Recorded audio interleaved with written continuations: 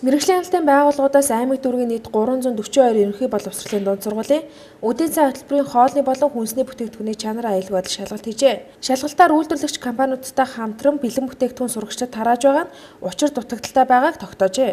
Тэгэхээр бид нар бас энэ хоолны шимт байдалтай нэг хоолоор авах илчлэгийн хэмжээг бол тооцож үзэхэд ерөөхдөө хоолоор авч байгаа хоол өгч байгаа сургуулиудад бол энэ үдийн цайгаас хөтөлбөрөөр авах те 520 ккал илчлэгийг бол авч чадчихна гэж үзсэн.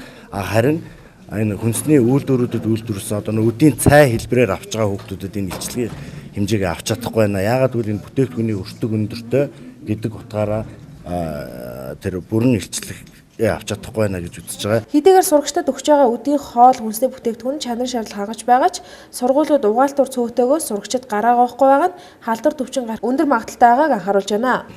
Ерөнхийдөө үдийн цай хөтөлбөрийн хэрэгжилт өмнөх оныхуудтай харьцуулахад бол харьцангуй бас тогтмолцсон сургууль болон энэ эцэгхийн зөвлөл хяналтууд бол тодорхой хэмжээнд ажилладаг.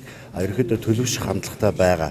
Гэсэн хэдий ч өнөөдөр сургуулийн эрүүл ахуйн нөхцлөөс шалтгаалаад сурагчдын гар угаах нөхцөл ерөөсөө бүрдэхгүй байгаа. Тухайлбал бид нар ариун цэврийн тоног төхөөрөмжид судалгаа хийж үзэхэд одоо нэг хүүхдэд ноогдох гар угаагуурын хэмжээ нормоос 2-3 дахин бага байгаа.